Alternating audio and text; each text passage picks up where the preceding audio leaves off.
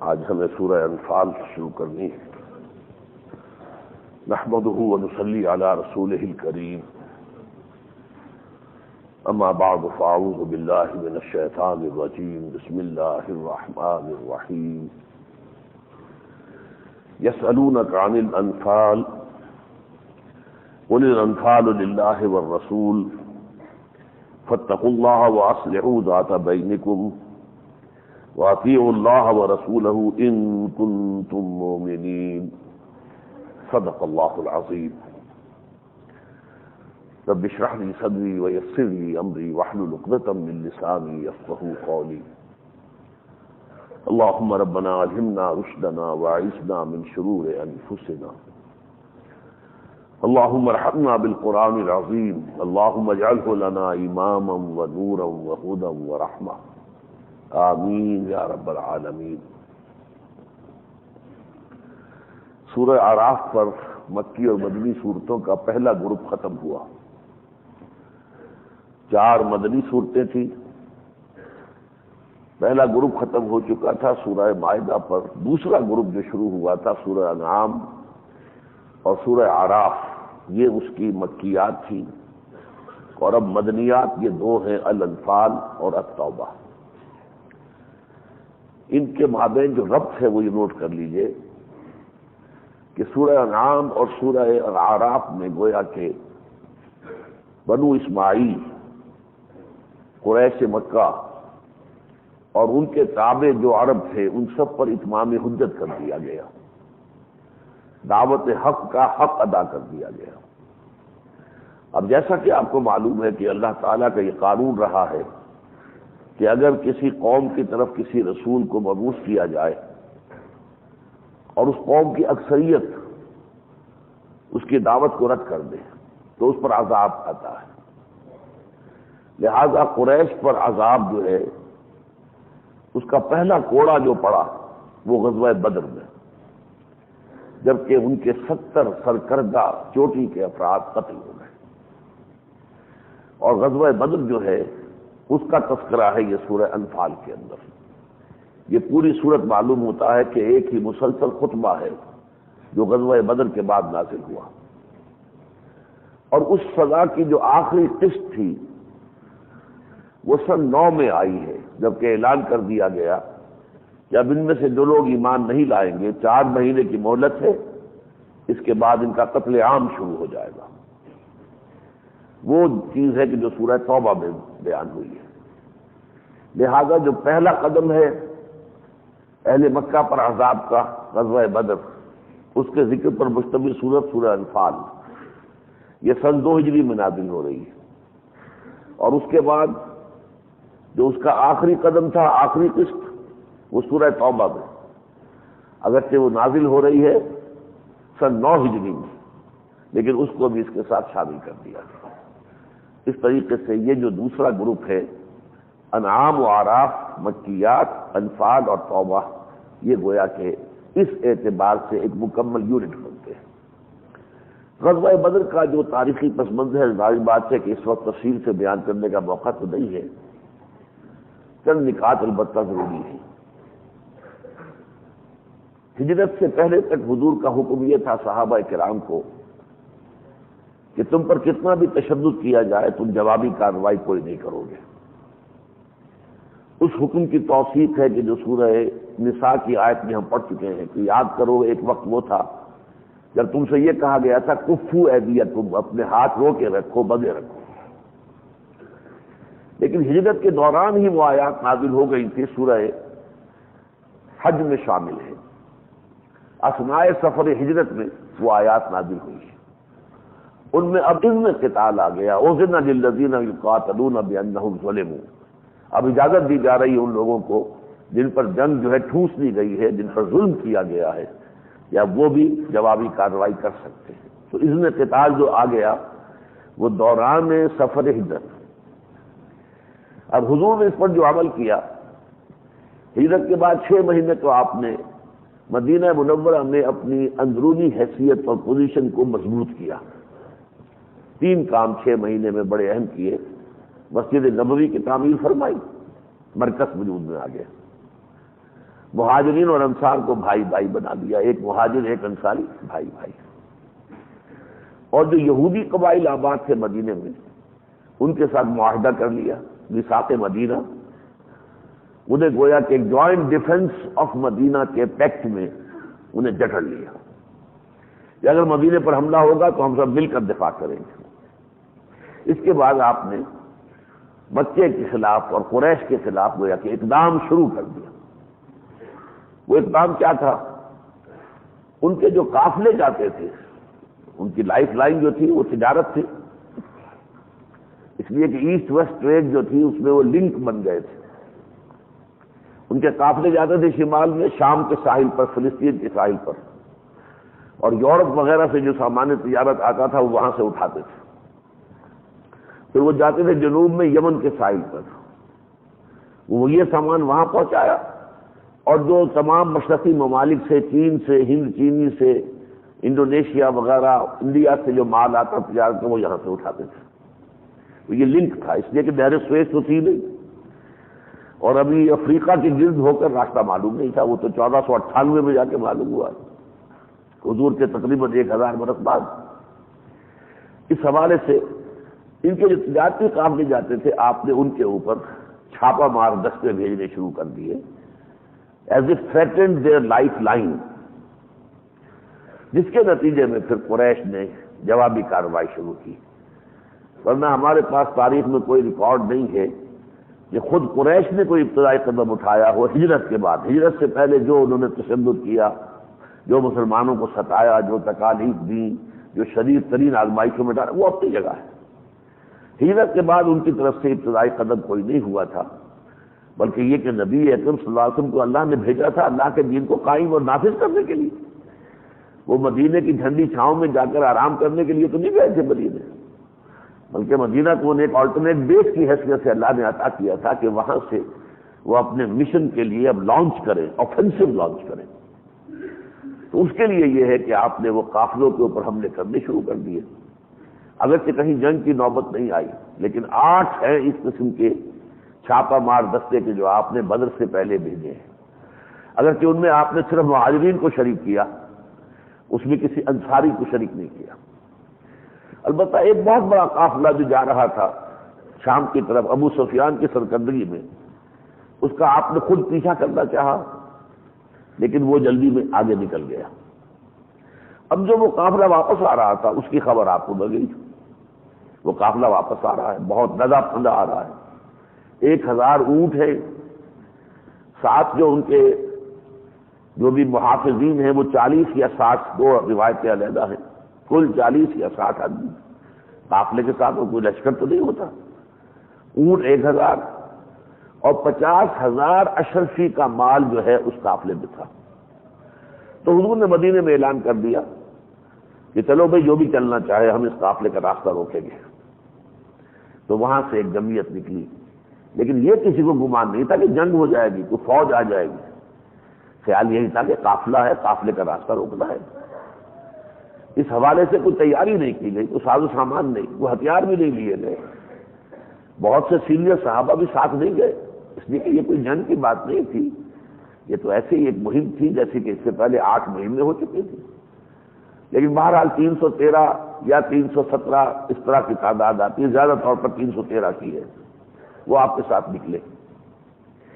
ابھی آپ بدر کی طرف جا ہی رہے تھے، راستے میں تھے، مقام صفرا میں پھر آپ کو اللہ تعالیٰ نے اطلاع دے دی کہ اے محمد صلی اللہ علیہ وسلم، شمال سے تو وہ قافلہ آ رہا ہے جس کے خیال سے آپ مدینے سے نکلے تھے، لیکن اب جنوب سے ایک لشکر بھی آ رہا ہے قریش کا، پوری تیاری کے ساتھ، 1000 جنگجو اور سارے سرداران قریش شامل ہیں، اور بڑے اہتمام کے ساتھ، تیاریوں کے ساتھ۔ اس لیے کہ ہوا یہ تھا، ابو سفیان نے جبکہ وہ واپس قافلہ لے کر آ رہا تھا، اطلاع بھیجی تھی پہلے ہی بچے کہ مجھے اندیشہ ہے کہ محمد کے آدمی حملہ کریں گے میرے قافلے پر، لہذا اس کی حفاظت کا بندوبست کرو۔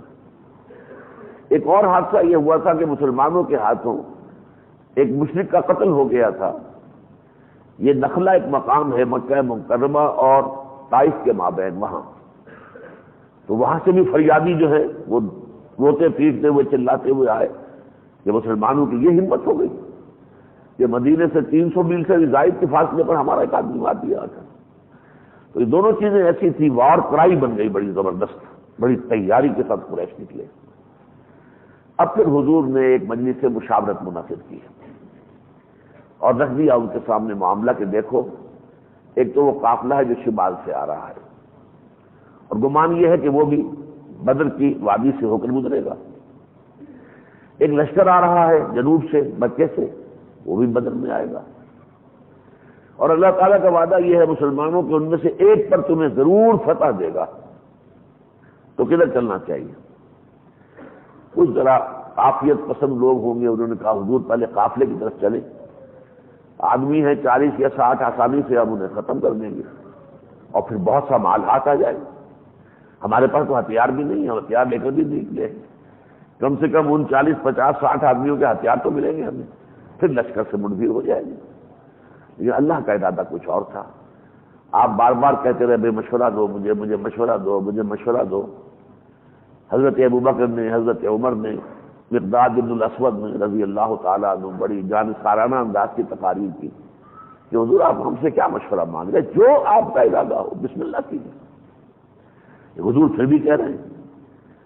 تب پھر انصار کے جو سردار تھے سعد بن عبادہ وہ کھڑے ہوئے. انہوں نے عرض کیا کأنک تعمینا یا رسول اللہ، اے اللہ کے رسول ایسا معلوم ہوتا ہے کہ آپ کا روح سخن ہماری جانب ہے. اس لیے کہ خیال یہ تھا کہ جو بیعت عقبہ ثانیہ ہوئی تھی جس کے نتیجے میں حضور مدینے تشریف لائے ہجرت کر کے، ان میں طے یہ ہوا تھا کہ اگر مدینے پر حملہ ہوگا تو انصار مدینہ حضور کی اس طریقے سے حفاظت کریں گے جیسے اپنے اہل و عیال کی. ابھی یہاں مدینے پر حملہ نہیں ہوا تھا بلکہ حضور جو ہے مدینے سے باہر نکل کر آپ نے خود اقدام کیا تھا. لیکن حضرت سعد بن عبادہ نے بھی کہا کہ حضور انا آمنا بے کا وصدقنا کا، حضور ہم آپ پر ایمان لا چکے ہیں، ہم نے آپ کو اللہ کا رسول مانا ہے، اب ہمارے پاس کوئی اختیار نہیں ہے، جو آپ کا فیصلہ ہو. اگر آپ سمندر میں اپنی سواری ڈال دیں گے ہم بھی ڈال دیں گے، اور اگر آپ حکم دیں گے ہم اپنی سواریوں کو دبلا کر دیں گے، لیکن یہ کہ یمن کے شہر ہے وہاں تک برق غمات تک ہم پہنچ جائیں گے. بس اس پر حضور کا چہرہ کھل اٹھا خوشی سے اور آپ نے اعلان کیا چلو بدر کی طرف. یہ ہے پس منظر اس کا. اور اس میں پھر اللہ تعالیٰ نے جو معجزانہ طور پر فتح دی ہے، صرف 313 ادھر 1000، وہ کین کانٹے سے لیس ہو کر گھر سے نکلے ہیں اور یہ گھر سے نکلے تھے صرف قافلے کا راستہ روکنے کے لیے، ہتھیار بھی موجود نہیں تھے. ادھر صرف 2 تھے گھوڑے والے، ادھر 100 کا رسالہ ساتھ تھا. ادھر 70 اونٹ تھے، ادھر 900 اونٹ تھے. یہ جو ہے یوں سمجھیے کہ قوت کے اندر اس قدر فرق و تفاوت تھا، لیکن اللہ نے فتح عطا فرمائی، بڑی فتح مبین. اب اس کا ذکر ہے یہ. لیکن قرآن مجید کا عجیب اسلوب ہے، وہ واقعہ کہ جو جنگ کے بعد پیش آیا اس کے تذکرے سے بات شروع کر رہے ہیں. جنگ کے بعد چونکہ بہت سا مال غنیمت ہاتھ آ گیا، اس کی تقسیم کے بارے میں اب کچھ مسلمانوں میں جھگڑے شروع ہوئے. کسی نے کہا کہ ہم جو ہے ہم نے ایکٹیولی پارٹیسپیٹ کیا، ہمارا حق ہے. کسی نے کہا کہ ہم جو وہاں پر پہرے پر کھڑے ہوئے تھے تو ہم پہرے پر نہ ہوتے تو کیسے تمہیں جو ہے پتہ ہو جاتی، ہمارا حق ہے. پھر عام قاعدہ اس سے پہلے یہ رہا تھا کہ جو مال جس کے ہاتھ لگا اسی کا ہے. اس سمجھتے تھے لوگ کہ جس نے جو مال جمع کیا ہے وہ سب انہی کا ہوگا. لیکن یہ کہ بالآخر اس کا فیصلہ اللہ نے بعد میں کیا. لیکن پہلے یہاں پہ اس کا حوالہ دے کر گفتگو شروع کی. یسألونک عن الانفال، اے نبی یہ آپ سے مال غنیمت کے بارے میں سوال کر رہے ہیں. انفال جمع نفل کی، نفل کہتے ہیں جو اضافی شے ہو. یعنی جنگ میں اصل مقصود تو فتح ہوتی ہے، مال جو ہے وہ مطلوب نہیں ہوتا. مال تو اضافی شے ہے جو مل جائے، ورنہ اصل شے جو ہے وہ فتح ہوتی ہے. یہ آپ سے مال غنیمت کے بارے میں سوال کر رہے ہیں. قل الانفال للہ والرسول، کہہ دیجئے کہ یہ انفال جو ہے یہ سب اللہ اور اس کے رسول کے ہیں، کسی کا کچھ نہیں. سب کا زیرو کر دیا ایک دفعہ، پھر بعد میں آ کر قانون بیان کیا ہے، لیکن ایک دفعہ جو ہے ان سے کہا کہ یہ کسی کا بھی نہیں ہے، اللہ اور اس کے رسول کا مال ہے. فاتقوا اللہ، پس اللہ کا تقوی اختیار کرو. واصلحوا ذات بینکم، اور اپنے درمیان اپنے تعلقات کو درست کرو، جھگڑو نہیں اسی ایشو پر. واطیعوا اللہ ورسولہ، اور اطاعت کرو اللہ کی اور اس کے رسول کی. ان کنتم مؤمنین، اگر تم واقعی مومن ہو۔ اور اصل میں مومن کون ہوتا ہے، اب اس کی تشریح آئی۔ انما المومنون الذین اذا ذکر اللہ وجلت قلوبہم، مومن تو وہ ہوتے ہیں کہ جب اللہ کا ذکر کیا جائے تو ان کے دل لرز اٹھتے ہیں۔ وَإِذَا تُلِيَتْ عَلَيْهِمْ آيَاتُهُ زَادَتْهُمْ ایمانا، اور جب انہیں اس کی آیات پڑھ کر سنائی جاتی ہے تو ان کا ایمان بڑھ جاتا ہے۔ وَعَلَىٰ رَبِّهِمْ يَتَوَكَّلُونَ، اور وہ تو کل کا کل توکل اور بھروسہ اپنے رب پر رکھتے ہیں۔ الَّذِينَ يُقِيمُونَ الصَّلَاةَ وَمِمَّا رَزَقْنَاهُمْ يُنْفِقُونَ، جو قائم رکھتے ہیں نماز کو، جو کچھ ہم نے دیا ہے اس میں سے خرچ کرتے ہیں۔ اولئک هم المؤمنون حقا، یہ ہیں وہ لوگ جو صحیح پکے ٹھکے مومن ہیں۔ مومنین حقا لہم درجات عند ربہم، ان کے درجے ہیں بہت بلند اپنے رب کے پاس۔ ظاہر بات ہے وہ سب بھی برابر نہیں ہیں، ابو بکر کا جو درجہ ہے ایک عام صحابی کا تو وہ نہیں ہے۔ ومغفرہ، اور مغفرت ہے، ورزق کریم، اور بہت ہی باعزت روزی ہے۔ کما اخرجک ربک من بیتک بالحق، اب یہاں سے شروع ہوا غزوہ بدر کا بیان۔ جیسے کہ آپ کو نکالا آپ کے رب نے آپ کے گھر سے حق کے ساتھ، اللہ تعالیٰ کا پہلے سے ایک فیصلہ تھا کہ اس یوم بدر کو یوم الفرقان بنا دینا ہے، یہ بات واضح کر دینی ہے کہ اللہ کس کے ساتھ ہے۔ وَإِنَّ فَرِيقًا مِّنَ الْمُؤْمِنِينَ لَكَارِهُونَ، اگرچہ مومنین میں سے ایک کچھ گروہ تھا کہ جو کچھ اس کے لیے طبعاً آبادہ نہیں تھا، کچھ راضی نہیں تھے۔ یجادلونک فی الحق بعد ما تبین، اور وہ آپ سے جھگڑ رہے تھے حق کے بارے میں جبکہ بات بالکل واضح بھی ہو چکی تھی۔ اس مشاورت کا ذکر ہو رہا ہے کہ حضور نے فرما دیا تھا کدھر چلے۔ اب اس کو خود جو ہے سمجھدار لوگوں نے سمجھ لیا تھا کہ حضور کا اشارہ کدھر ہے، اگر قافلے کی طرف جانا ہوتا تو مشورے کی ضرورت کیا تھی۔ لیکن یہ ہے کہ جب کہ آپ نے یہ بھی بتا دیا کہ اللہ نے وعدہ کر لیا ہے کہ ایک پر ضرور تمہیں فتح ہو جائے گی، تو حق تو واضح ہو چکا تھا، اس کے باوجود جو ہے وہ جھگڑ رہے تھے۔ کأنما یساقون الی الموت وهم ينظرون، ان کی کیفیت اس وقت وقتی طور پر ایسی بن گئی تھی گویا کہ انہیں موت کی طرف دھکا دیا جا رہا ہے اور وہ آنکھوں سے دیکھ رہے ہیں موت کو۔ ہو گئے چند لوگ ان میں ایسے جن کے لیے کہ اس قدر اسٹرانگ ورڈ جو ہیں اللہ تعالیٰ نے استعمال کیے۔ وَإِذْ يَعِدُكُمُ اللَّهُ إِحْدَى الطَّائِفَتَيْنِ أَنَّهَا لَكُمْ، اور یاد کرو جب کہ اللہ تعالیٰ وعدہ کر رہا تھا تم سے کہ دونوں گروہوں میں سے ایک ضرور تمہیں مل جائے گا، تمہیں فتح ہو جائے گی، أَنَّهَا لَكُمْ، کہ وہ تمہیں مل جائیں گے۔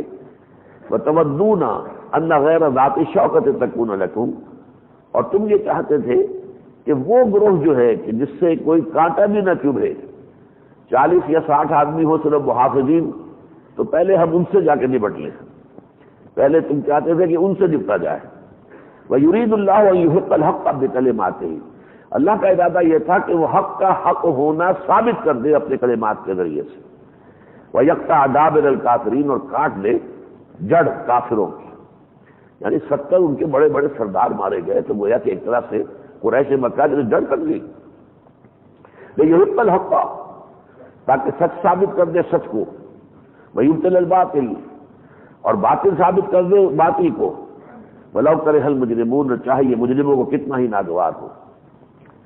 اِذْ تَسْتَغِیثُونَ رَبَّکُمْ، یاد کرو جب کہ تم فریاد کر رہے تھے اپنے رب سے، مدد مانگ رہے تھے اپنے رب سے، فَاسْتَجَابَ لَکُمْ، تو اللہ نے تمہاری دعا، تمہاری درخواست کو قبول کر لیا۔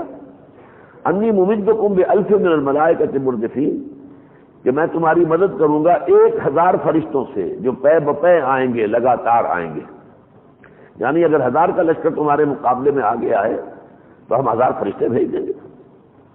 وَمَا جَعَلَهُ اللَّهُ إِلَّا بُشْرَىٰ، اور اللہ نے اسے بس تمہارے لیے ایک بشارت بنایا، وَلِتَطْمَئِنَّ بِهِ قُلُوبُكُمْ، اور تاکہ اس کے ذریعے سے تمہارے دل مطمئن ہو جائیں۔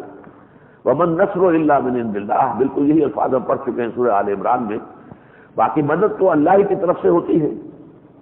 ان اللہ عزیز حکیم، وہ خود زبردست ہے، حکمت والا ہے، اسے مدد کے لیے فرشتے بھیجنے کے لیے احتیاج نہیں ہے، اس کا تو حرف کن کافی ہے کسی بھی کام کے لیے۔ لیکن بہرحال تمہارے دل کی تسلی کے لیے ہم نے کہا کہ ہم 1000 فرشتے بھیج دیں گے۔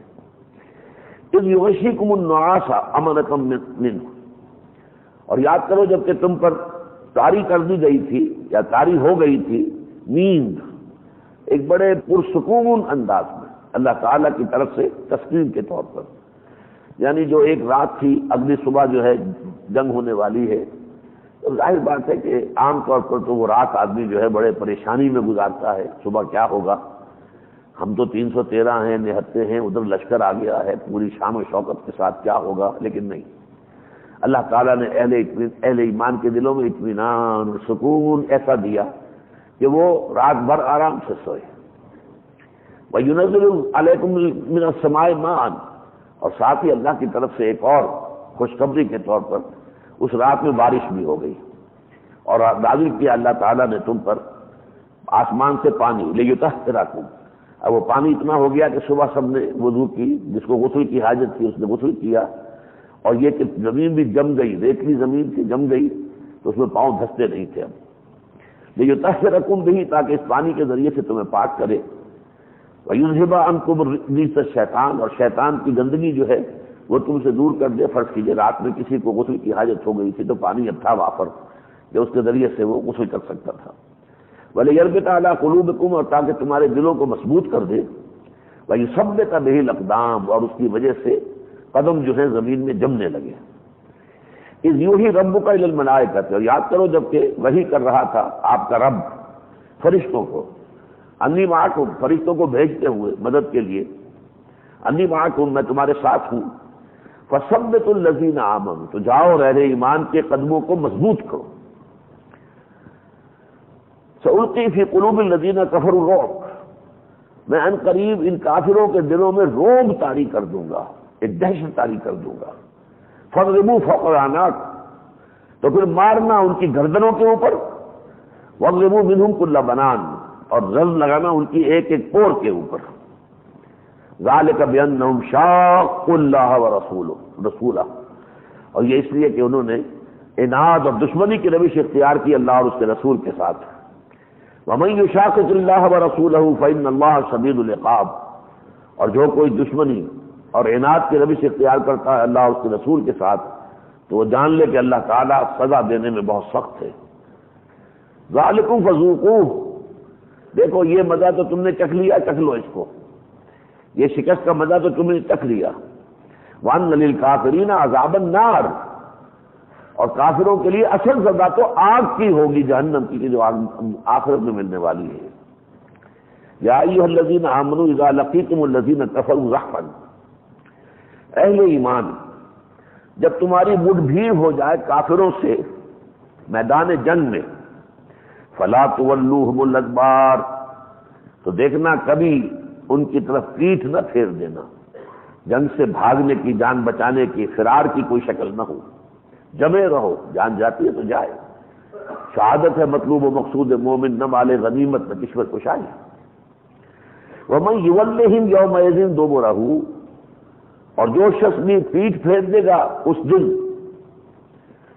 الا، دو استثناءات ہیں، الا متحرفا لقتال، سوائے اس کے کہ جنگ کے لیے ہی پینترا بدلنا مقصود ہو، آپ نے ایک طرح کی الائنمنٹ کی ہوئی ہے لیکن آپ اس کو چینج کرنا چاہتے ہیں، فوج کی اس وقت کی جنگ، میدان جنگ کی صورتحال کو دیکھ کر کہ ادھر سے ذرا پیچھے ہٹے، ادھر سے آگے بڑھیں، تو یہ جو پیچھے ہٹنا ہے جسے ٹیکٹیکل ریٹریٹ کہا جاتا ہے، ایک تو ہوتا ہے راؤٹ، بھاگ پڑنا، وہ تو یہ جان بچا کر بھاگنا، وہ نہیں، ایک ہے ٹیکٹیکل ریٹریٹ، یعنی ایک ہیلے اور تدبیر کے طور پر پیچھے ہٹنا، اور متحیزا الی فئۃ، یا دوسرا استثناء یہ ہے کہ اپنے فوج کے ساتھ جا کر ملنے کے لیے، یعنی کسی وقت ایسا ہو سکتا ہے کہ ایک شخص جو ہے جوش کے اندر بڑھتا چلا گیا یہاں تک کہ اصل اپنی فارمیشن پیچھے رہ گئی، اب وہ نرغے میں آ رہا ہے، اب وہ ذرا پیچھے ہٹتا ہے تاکہ اپنی فوج کے ساتھ جا کر پھر مل جائے۔ یہ دو شکلیں تو جائز ہیں ذرا پیچھے ہٹنے کی، یہ بھاگنا نہیں ہے، یہ فرار نہیں ہے، یہ تو جنگ ہی کی ایک سمجھیے فیصلہ بدلنے والی شکل ہے۔ اگر ان دو کے علاوہ کسی نے پیٹھ دکھا دی اور میدان جنگ کو چھوڑ کر بھاگ گیا، فقد باء بغضب من اللہ، تو اس نے تو اللہ کا غضب جو ہے اپنے سر لے لیا، ومأواہ جہنم، اور اس کا ٹھکانہ جہنم ہوگی، وبئس المصیر، اور بہت بڑا ٹھکانہ ہے۔ فلم تقتلوہم، تو اے مسلمانوں تم نے انہیں قتل نہیں کیا، ولکن اللہ قتلہم، بلکہ اللہ نے انہیں قتل کیا۔ اب اس میں ایک پہلو تو یہ ہے کہ ظاہر بات ہے کہ بندہ جو کام کرتا ہے اللہ کی توفیق کے بغیر وہ کام پورا ہو نہیں سکتا۔ اس لیے فرض کیجئے کہ میں نے یہ کپ اٹھایا تو میں یہ کہہ سکتا ہوں کہ میرا ارادہ تھا، میں نے اٹھایا، لیکن یہ کہ اللہ کا اذن نہ ہوتا تو میں نہیں اٹھا سکتا تھا، تو میں یہ بھی کہہ سکتا ہوں اللہ نے مجھ سے اٹھوایا۔ تو یہ دو معنی اس کے ہو سکتے ہیں، لیکن یہ کہ غزوہ بدر میں اس سے بھی آگے بڑھ کر واقعہ یہ ہے کہ فرشتوں کے بارے میں بڑی واضح جو ہے شواہد موجود ہیں کہ انہوں نے بالفعل جنگ میں حصہ لیا۔ بعض صحابہ یہ کہتے ہیں کہ میں نے فلاں شخص کے اوپر ایک ارادہ کیا کہ وار کروں، میری تلوار اس تک پہنچی بھی نہیں اور اس کا سر کٹ کے نیچے گر گیا۔ یہ کس نے گرایا؟ معلوم ہوتا ہے کہ واقعتاً فرشتے زمین پر آئے ہیں اور فرشتوں نے وہ کام کیا ہے، اس لیے کہ اللہ تعالیٰ کی طرف سے یہ عذاب کی شکل میں تھا۔ تو جیسے اور قوموں کے اوپر عذاب آئے تو وہ جس طریقے سے آتے تھے فرشتوں کے ذریعے سے آتے تھے، اسی طریقے سے یہ بھی عذاب کی پہلی قسط جو آئی ہے کفار مکہ پر وہ در حقیقت فرشتوں کے ہاتھوں آئی۔ بہرحال مسلمانوں نے بھی صبر اور مصابرت کا ثبوت دیا، جمے رہے اور اپنی جانیں بھی دی ہیں۔ 13 صحابہ جو ہیں وہ تو عین میدان میں ہی اسی روز جو ہے اسی وقت شہید ہوئے ہیں، اور ایک زخمی ہو گئے تھے، وہ واپس سفر کے دوران مدینے جاتے ہوئے ان کا انتقال ہو گیا، تو 14 جو ہیں صحابہ بھی شہید ہوئے ہیں۔ لیکن یہ کوئی زیادہ نامور، کوئی مشہور، کوئی سردار یہ نہیں، جبکہ قریش کے جو 70 مارے گئے وہ سب کے سب تقریباً بڑے بڑے سردار تھے۔ فلم تقتلوہم ولکن اللہ قتلہم، تو تم نے انہیں قتل نہیں کیا بلکہ اللہ نے قتل کیا۔ وما رمیت اذ رمیت ولکن اللہ رما، اور اے نبی آپ نے جو مٹھی بھر کر کنکری پھینکی تھی ان کی طرف وہ آپ نے نہیں پھینکی تھی، اللہ نے پھینکی تھی۔ جنگ کے شروع ہونے سے پہلے حضور نے اپنے ہاتھ میں ایک کنکری لی مٹھی بھر کر، شاہت الوجوہ، چہرے بگڑ جائیں، یہ کہہ کر آپ نے کفار کے لشکر کی طرف وہ اس کو پھینک دیا۔ بہرحال یہ رسول کا کام تھا، نبی کا کام تھا، اللہ نے اسے اپنی طرف منسوب کیا۔ آپ نے نہیں پھینکی تھی اے نبی، یہ کنکریاں ہم نے پھینکی تھی۔ وَلِيُبْلِيَ الْمُؤْمِنِينَ مِنْهُ بَلَاءً حَسَنًا، یہ جو باب افعال سے آتا ہے، ابلا یبلی ابلان، اس کے معنی ہوتے ہیں کسی کے جوہر ظاہر کرنا۔ اب آپ کے اندر کیا چیز پوشیدہ ہے کیا معلوم ہوگا جب تک کہ آپ کے اوپر کوئی ٹیسٹ نہ آئے، کوئی امتحان نہ آئے۔ تو امتحان کا ایک فائدہ یہ ہوتا ہے کہ آپ کا جو مخفی جوہر ہے وہ نکھر کر اور ابھر کر سامنے آتا ہے، اجاگر ہوتا ہے، تاکہ اللہ تعالیٰ ایمان والوں پر اپنی طرف سے احسان کرے اور ان کی جوہروں کو نمایاں کرے۔ ان اللہ سمیع علیم، یقینا اللہ سب کچھ سننے والا، سب کچھ جاننے والا ہے۔ ذالکم وان اللہ موہن کید الکافرین، اب یہ تو ہو چکا، یہ تو واقعہ تھا جو ظہور پذیر ہو چکا، اور جان رکھو کہ ان اللہ موہن کید الکافرین، اللہ تعالیٰ کافروں کی تمام چالوں کو اسی طریقے سے ناکام کر دینے والا ہے۔ ان تستفتحوا فقد جاءکم الفتح، اب یہ خطاب ہے قریش مکہ سے۔ دیکھو قریش مکہ، اگر تم چاہتے تھے کہ تمہیں فتح، تمہیں فیصلہ مل جائے کہ اللہ کا فیصلہ کیا ہے، اللہ کس کے ساتھ ہے، اس لیے کہ بدر کی جنگ سے ایک رات پہلے جبکہ حضور نے بھی بڑی طویل دعا کی تھی سجدے میں گر کر، تو ابو جہل نے بھی دعا کی تھی، اللہم اقطعنا للرحم فعین الغدات، اے اللہ ہمارے جو رحمی رشتے جس نے کٹوا دیے ہیں، بھائی کو بھائی سے، باپ کو بیٹے سے جدا کر دیا، بیوی کو شوہر سے جدا کر دیا، اس لیے کہ اسلام نے آ کر رشتے کاٹ دیے۔ اور یہاں یہ تھا کہ ادھر حضرت ابو بکر تھے تو کفار کے ساتھ جو ہے عبد الرحمن ابن ابو بکر آیا ہوا تھا، اس وقت تک ایمان نہیں لایا تھا۔ ادھر حذیفہ ابن یمان تھے، حذیفہ ابن عتبہ، تو ادھر عتبہ خود آیا ہوا تھا باپ۔ اس طریقے سے ایک بھائی ادھر ایک بھائی ادھر ہے، ماموں ادھر ہے بھانجا ادھر ہے، اس طریقے سے شکل تھی۔ اس نے دعا کی تھی کہ جس نے ہمارے رحمی رشتے کٹوا دیے ہیں، اے اللہ اسے تو کل ذلیل و خوار کر دے۔ تو گویا کہ اللہ نے فرمایا کہ اگر تم چاہتے تھے کہ تمہیں فیصلہ مل جائے اللہ کا کہ اللہ کس کے ساتھ ہے، تو فقط جاءکم الفتح، تو دیکھو وہ فیصلہ تم تک آ گیا ہے۔ وَإِن تَنْتَهُوا فَهُوَ خَيْرٌ لَكُمْ، اب بھی باز آ جاؤ تو اس میں تمہارے لیے خیر ہے، خیریت ہے۔ وَإِن تَعُودُوا نَعُودُ، اگر تم اعادہ کرو گے اپنے اسی طرز عمل کا جو تمہارا اب تک رہا ہے تو پھر ہم بھی دوبارہ وہی کریں گے جو ہم نے اب کیا ہے۔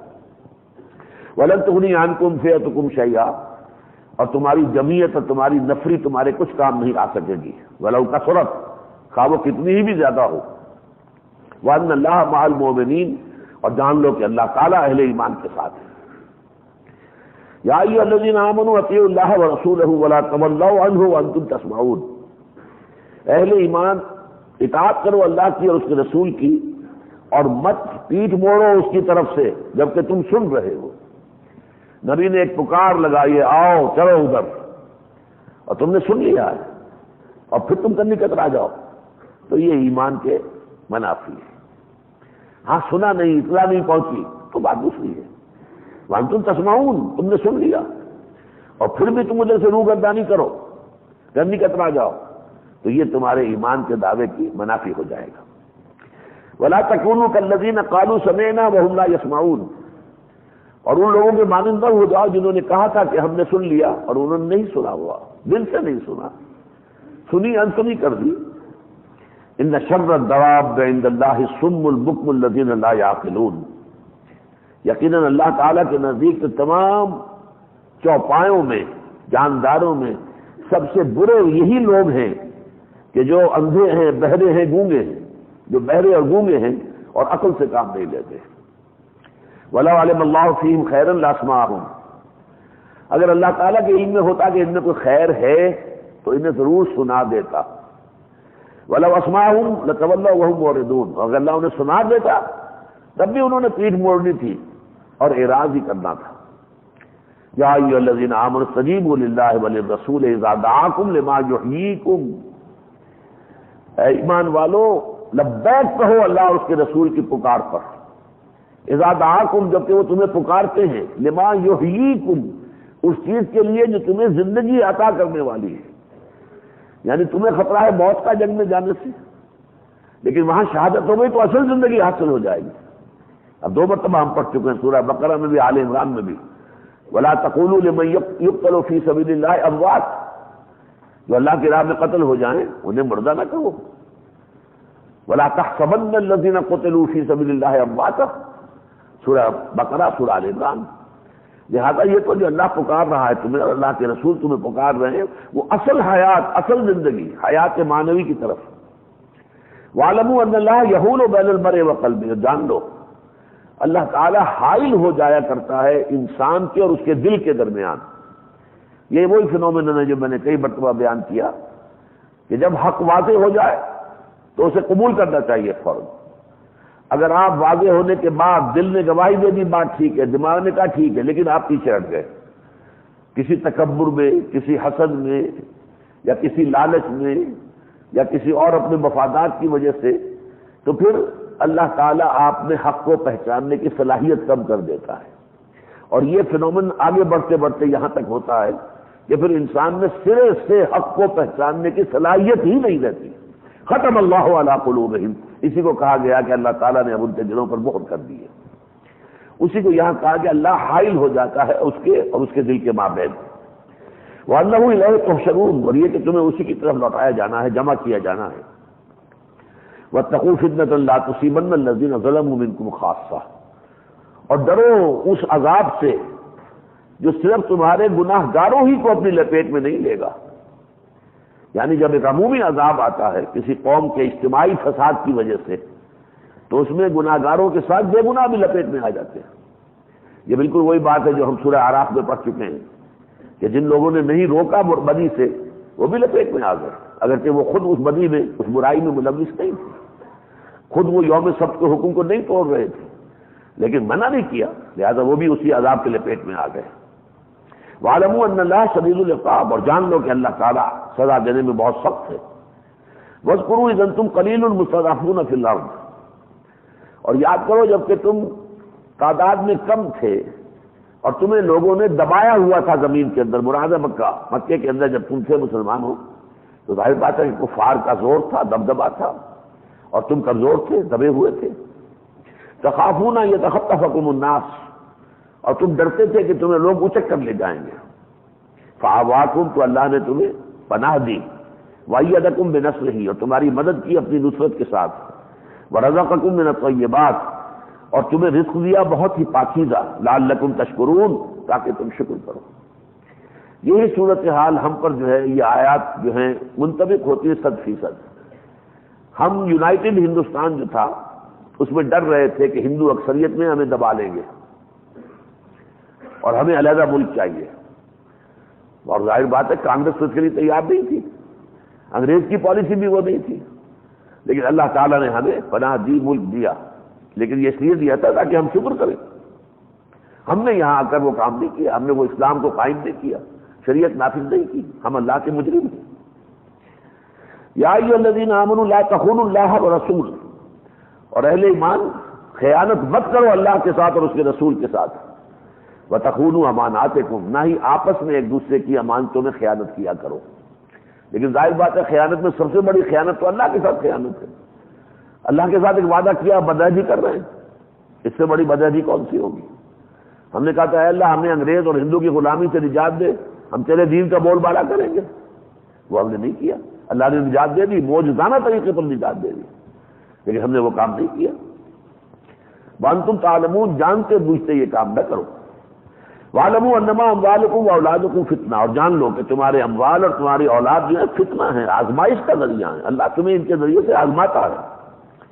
وَأَنَّ اللَّهَ عِندَهُ أَجْرٌ عَظِيمٌ، اللہ آزماتا ہے کہ ان کی محبت زیادہ ہے یا ہمارے دین کی محبت زیادہ ہے، اللہ کی محبت زیادہ ہے، رسول کی محبت زیادہ ہے، اللہ کی راہ میں جہاد کی محبت زیادہ ہے، یا مال اور اولاد کی محبت زیادہ ہے. اس اعتبار سے یہ دونوں چیزیں فتنہ ہیں. وَأَنَّ اللَّهَ عِندَهُ أَجْرٌ عَظِيمٌ، اور یہ کہ اللہ ہی کے پاس ہے بہت بڑا اجر. یا ایھا الذین آمنوا ان تتقوا اللہ یجعل لکم فرقانا، اہل ایمان اگر تم اللہ کا تقوی اختیار کرو گے تو اللہ تمہارے حق میں فیصلہ دے دے گا اور تمہارے حق میں فرقان نازل فرما دے گا. بالکل دودھ کا دودھ، پانی کا پانی علیحدہ، معلوم ہو جائے حق کدھر ہے باطل کدھر ہے. وَيُكَفِّرْ عَنْكُمْ سَيِّئَاتِكُمْ، اور تم سے دور کر دے گا تمہاری برائیوں کو. وَيَغْفِرْ لَكُمْ، اور بخش دے گا تمہارے گناہ. وَاللَّهُ ذُو الْفَضْلِ الْعَظِيمِ، اور اللہ بڑے فضل والا ہے. اذ یمکروا واذ یمکر بک الذین کفروا لیثبتوک، اور یاد کرو اے نبی صلی اللہ علیہ وسلم جبکہ لوگ آپ کے بارے میں چالیں چل رہے تھے، قریش مکہ بیٹھ کر مشورے کیا کرتے تھے زاد ندوہ میں کہ کیا کیا جائے اس محمد کا صلی اللہ علیہ وسلم. ان کی دعوت تو کس طرح رک نہیں رہی، لوگ ان کی طرف رجوع کر رہے ہیں، ہمارے نوجوان ان کے گرد جمع ہو رہے ہیں، ہمارے غلام جو ہیں ان پر ایمان لا رہے ہیں، بڑے خطرے کی بات ہے.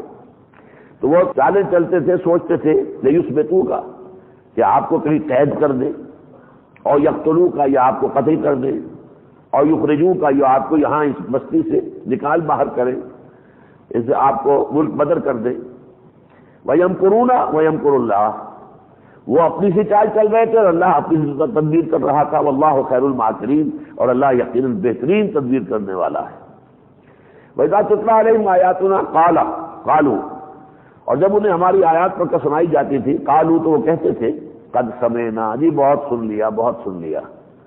لو نشاء لقلنا مثل هذا، ہم چاہیں تو ہم بھی ایسا کلام کہہ سکتے ہیں، ایسی کوئی بات نہیں ہے. یہ جو محمد جو کچھ سنا رہے ہیں صلی اللہ علیہ وسلم، یہ کوئی ایسا معجزہ نہیں ہے. ہم چاہیں اگر، ہم چاہتے نہیں لیکن ہم چاہیں اگر، لقلنا مثل هذا، تو ہم بھی ایسا ہی کلام جو ہے موضوع کر سکتے ہیں. ان ھذا الا اساطیر الاولین، یہ کچھ نہیں ہے سوائے اس کے کہ اگلوں کے قصے کہانیاں ہیں. یہ بات خاص طور پر نضر ابن حارث تھا، ایک بہت بڑا قریش کے سرداروں میں سے جو بہت ہی کٹر مخالف تھا حضور کا، یہ اس کا قول تھا. وَإِذْ قَالُوا، اور جبکہ انہوں نے کہا اللہم ان کان ھذا ھو الحق من عندک، جب وہ یہ کہتے تھے کہ اے اللہ اگر یہ جو بات محمد کہہ رہا ہے صلی اللہ علیہ وسلم یہ اگر حق ہے آپ کی طرف سے، تیری طرف سے، فَأَمْطِرْ عَلَيْنَا حِجَارَةً مِّنَ السَّمَاءِ، تو پھر ہم پر آسمان سے پتھروں کی بارش کر دے. اَوْ ائْتِنَا بِعَذَابٍ أَلِيمٍ، یا یہ کہ ہمیں کوئی اور دردناک عذاب دے دے. آپ سوچتے ہوں گے یہ بات کیسے کہہ سکتے تھے؟ وہ یہ بات ایسے کہتے تھے کہ اپنے عوام کو وہ چاہتے تھے یہ باور کرانا کہ ہم یقیناً محمد کو اللہ کا نبی نہیں سمجھتے، نہیں سمجھتے، نہیں سمجھتے، اور کسی درجے میں بھی ماننے کو تیار نہیں. تو گویا کہ اپنے خلوص کو ثابت کرنے کے لیے اے اللہ اگر یہ محمد درست ہے صلی اللہ علیہ وسلم، اور اگر یہ جو کلام پیش کر رہے ہیں یہ واقعتاً اللہ تیرا کلام، پھر ہم پر بارش برسا دے پتھروں کی، ہمیں مار دے، ہمیں ہلاک کر دے، تاکہ عوام کو یقین ہو جائے کہ یہ ہمارے لوگ ہیں، یہ دانشور ہیں ہمارے، یہ لیڈر ہیں ہمارے، چودھری ہیں، سردار ہیں. تو واقعتاً یہ خلوص دل سے، کوئی اور ضد نہیں ہے، تعصب نہیں ہے، ورنہ ایسی بڑی بد دعا اپنے آپ کو کیسے دے دیتے. وما کان لیعذبہم، اور اللہ کے لیے کسی طرح سے ممکن نہیں تھا کہ ان پر عذاب بھیجتا. کیوں؟ وانت فیہم، ابھی ہے نبی آپ ان میں موجود تھے. یہ تو جب نبی جو ہے ہجرت کرتا ہے اس کے بعد پھر عذاب کا راستہ کھلتا ہے. آپ موجود تھے. وما کان اللہ لیعذبہم وہم یستغفرون، اور اللہ تعالیٰ انہیں عذاب نہیں دے سکتا تھا جبکہ وہ استغفار بھی کیے جا رہے تھے. یعنی ایک تو خاص طور پر جو ان کے عوام الناس تھے ان کو سمجھ میں نہیں آ رہا تھا کہ بات کیا ہے، صحیح کون سی ہے، کس کی بات ہے. ان کی مت مار دی تھی ان کے جو سردار ہیں چودھری ہیں انہوں نے، تو وہ تو دعا کرتے تھے اللہ سے، تلبیہ پڑھتے تھے لبیک اللہم لبیک لبیک لا شریک لک لبیک الا شریکا تملکہ وما ملک. تو ساتھ یہ کہ غفرانک غفرانک، اے اللہ مغفرت کر دے مغفرت کر دے، اللہ کو پکارتے رہتے تھے. تو اس لیے عذاب ان پر نہیں آ سکتا تھا. عذاب آیا کب؟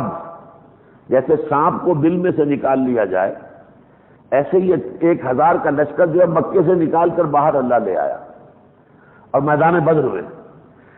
ورنہ مکہ تو دارالامن تھا، وہ تو امن کی جگہ تھی، حرم، تو اس میں ان کے لیے اس طرح کا عذاب دینا اللہ تعالیٰ کے لیے روا نہیں تھا. تو اللہ نے شکل جو اختیار کی وہ یہ کی ہے. وما لهم لا يعذبهم الله وهم يصدون عن المسجد الحرام وما كانوا اولیاء، اور ان کو کون سی ایسی دلیل ہے یا کون سی ایسی پناہ ان کو حاصل ہے کہ اللہ تعالیٰ انہیں عذاب نہیں دے گا جبکہ وهم يصدون عن المسجد الحرام، وہ روک رہے ہیں لوگوں کو مسجد حرام میں آنے سے. وما كانوا اولیاء، اور یہ اس کے متولی نہیں ہیں، یہ حقدار نہیں ہے تو اس کے متولی ہوں مسجد حرام کے بیت اللہ کے. ان اولیاء الا المتقون، مسجد حرام کے ولی اور متولی تو وہ ہیں جو تقوی والے ہیں. ولکن اکثرهم لا يعلمون، لیکن ان کی اکثریت جو ہے وہ علم نہیں رکھتی. وما كان صلاتهم عند البيت، اور نہیں رہی تھی ان کی نماز بیت اللہ کے قریب. کیا نماز تھی ان کی؟ الا بکان و تصدیہ، سیٹیاں بجاتے تھے تالیاں پیٹتے تھے. یعنی یہ کہ جو ہمارے ہاں بھی ہوتے ہوتے اب وہ جو موسیقی اور قوالی اور قوالیوں کا جو ہے صوفیوں کے حلقے کے اندر یہ چیزیں جو ہیں، لیکن اللہ کا شکر ہے کہ ہماری مسجدیں آج تک اس سے محفوظ ہیں. ویسے سنا ہے کہ افریقہ میں بعض ممالک میں مسجدوں کے اندر یہ سب کچھ ہوتا ہے اور وہاں پر یہ سازوں کے ساتھ بھی ساری قوالیاں وغیرہ ہوتی ہیں. تو ان کا کیا رہ گیا تھا؟ سیٹیاں بجانا اور تالیاں پیٹنا. فذوقوا العذاب بما کنتم تکفرون، تو چکھو مزہ عذاب کا اس کفر کے نتیجے میں کہ جو تم کر رہے تھے. ان الذين كفروا ينفقون اموالهم ليصدوا عن سبيل الله، یقیناً وہ لوگ جنہوں نے کفر کیا وہ اپنا مال خرچ کر رہے ہیں تاکہ اللہ کے راستے سے روکیں. ظاہر بات ہے یہ 1000 کا لشکر تیار ہوا تھا تو اس کے لیے ساز و سامان درکار تھا کہ نہیں. کنٹریبیوشنز کیے ہوں گے، پیسے جمع کیے ہوں گے، اسلحہ کا بندوبست کیا ہوگا. 1000 اونٹ لے کر نکلے تھے، 10 اونٹ روزانہ ذبح کرتے تھے اپنے لوگوں کو کھانا دینے کے لیے، راشن دینے کے لیے. یہ سب کچھ ہو رہا تھا. تو اس حوالے سے جو لوگوں نے خرچ کیا اس لیے کہ اللہ کے راستے سے لوگوں کو روکے. فَسَيُنْفِقُونَهَا، تو یہ خرچ کرتے ہی رہیں گے. ثُمَّ تَكُونُ عَلَيْهِمْ حَسْرَةً، پھر بعد میں یہ ان کے لیے حسرت کی بات بن جائے گا، ہائے ہم نے اتنا خرچ بھی کیا اور حاصل کچھ نہ ہوا. ثُمَّ يُغْلَبُونَ، اور پھر ان کے اوپر اہل اسلام غالب آ جائیں گے، وہ مغلوب ہو جائیں گے. وَالَّذِينَ كَفَرُوا إِلَىٰ جَهَنَّمَ يُحْشَرُونَ، اور جنہوں نے کفر کی روش اختیار کی ہے وہ جہنم کی طرف جمع کیے جائیں گے، ہانکے جائیں گے. لِيَمِيزَ اللَّهُ الْخَبِيثَ مِنَ الطَّيِّبِ، تاکہ اللہ تعالی ناپاک کو پاک سے علیحدہ کر دے. وَيَجْعَلَ الْخَبِيثَ بَعْضَهُ عَلَىٰ بَعْضٍ، اور پھر ناپاک کو ایک دوسرے کے اوپر سٹیک کر دے، ایک دوسرے کے اوپر جما دے. فَيَرْكَمُهُ جَمِيعًا، اور پھر ان سب کو ایک ڈھیر بنا کر فَيَجْعَلَهُ فِي جَهَنَّمَ، پھر اسے جہنم کے اندر ڈال دے. اولئک هم الخاسرون، اور یہی لوگ ہوں گے کہ جو برباد ہونے والے ہیں، خسارے والے ہیں. بارک اللہ لی ولکم فی القرآن العظیم ونفعنی وإیاکم بالآیات والذکر الحکیم.